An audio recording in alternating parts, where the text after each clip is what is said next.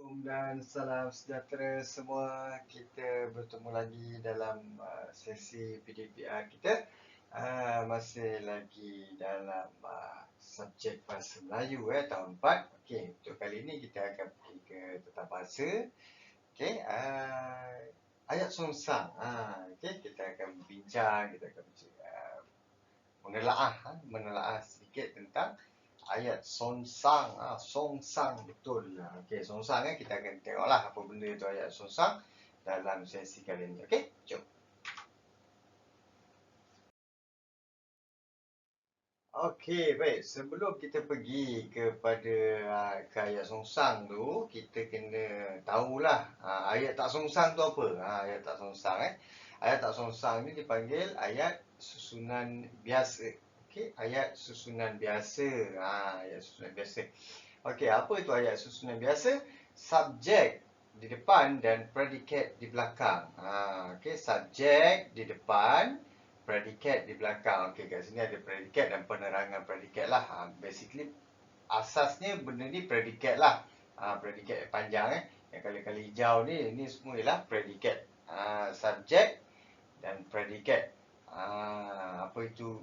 Kalau bahasa Melayu ni dia ada satu hukum yang dipanggil hukum DM diterangkan menerangkan. Apa itu predikat? Predikat itu menerangkan subjek. Apa itu subjek? Subjek itu diterangkan oleh predikat. DM Kalau bahasa Melayu dia pakai DM. Dia punya hukum bahasa dia lah. Okey. Baik. Jadi ayat susunan biasa inilah dia. Subjek depan, predikat kat belakang. Predikat, penerangan predikat itu benda yang sama lah. Okey, benda yang seakan-akan sama tapi dia duduk dalam kategori yang sama lah, predikat. Baik, kat sini ada contoh. Yang pertama, Siti Aminah berasa bangga dengan kegigihan anak sulungnya. Bangga dengan kegigihan anak sulungnya. Baik, yang kali biru ni ialah subjek. Yang kali hijau-hijau ni ialah predikat. Siti Aminah yang diterangkan diterangkan, yang menerangkannya apa? Predikatnya berasa bangga dengan kegigihan anak sulungnya. Baik. Pendaki muda itu berjaya menawan puncak gunung yang tertinggi di dunia. Pendaki muda itu ialah subjek. Berjaya menawan puncak gunung tertinggi di dunia itu ialah predikatnya. Setiap warga negara Malaysia menyambut hari kemerdekaan pada 31 Ogos setiap tahun. Okey, baik. Setiap warga negara Malaysia itu ialah subjek. Menyambut hari kemerdekaan pada 31 Ogos setiap tahun itu ialah itulah predikatnya. Baik. Ini ialah ayat susunan biasa. Sebelum kita pergi kepada ayat songsang, ayat songsang tu tadi, kita kena tahu apa itu yang biasa, yang normalnya. Ayat biasa jadi inilah bendanya.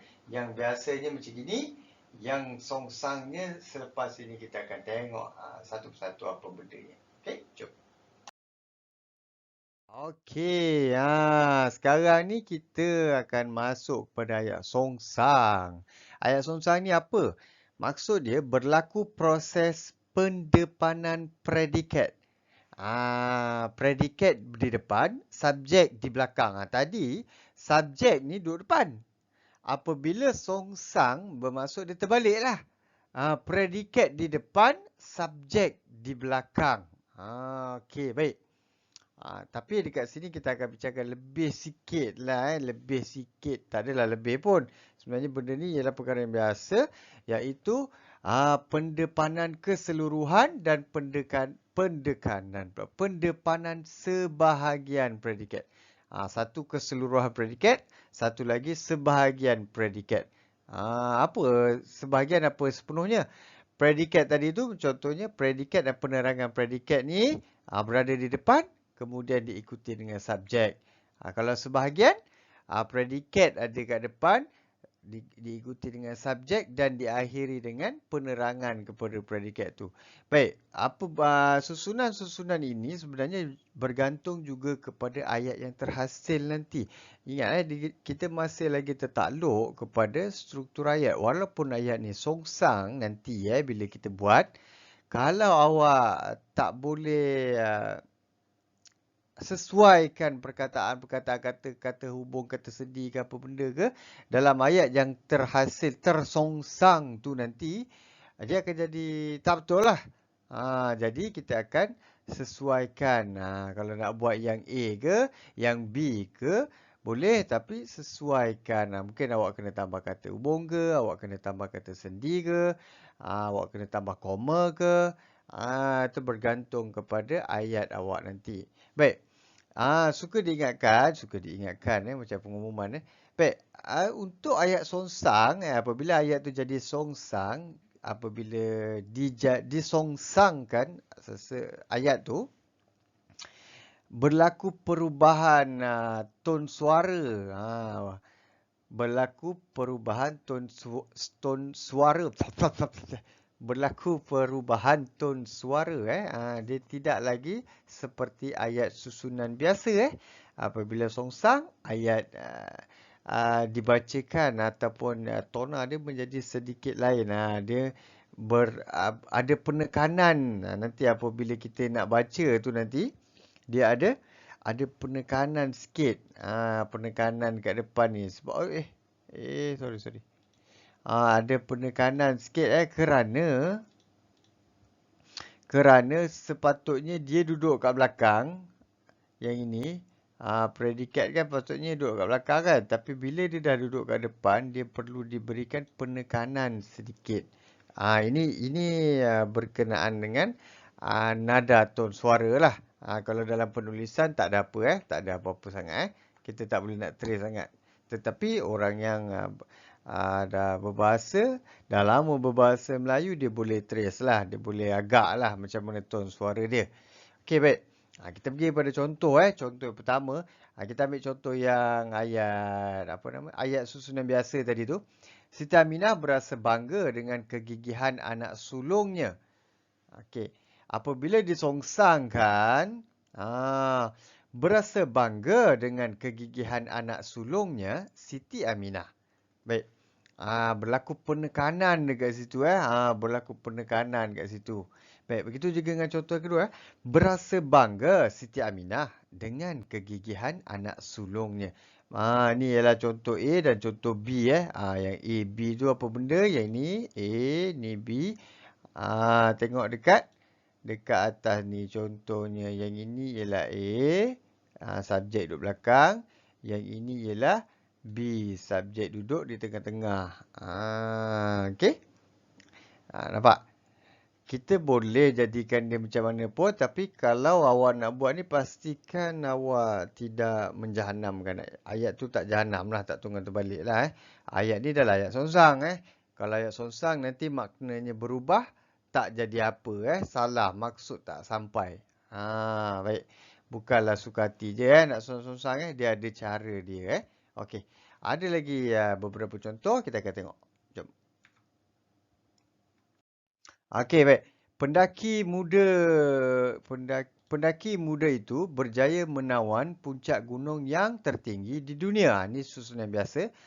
Berjaya menawan puncak gunung yang tertinggi di dunia, pendaki muda itu.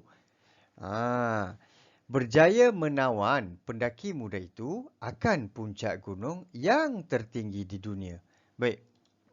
Dekat sini, ada contoh sama jugalah macam yang belakang tadi tu. Yang ini ialah predikat dia. Terlajak sikit. Okey, ini predikat dia. Ni predikat. Yang ini subjek. Subjek ni kalau biru. Sebenarnya tak payah buat pun tak apa. Awak boleh nampak kot. Okey. Nampak tak? Kat sini ada pertambahan perkataan akan. Kenapa ditambah akan ni? Supaya ayat tu tak adalah berubah maksud dia.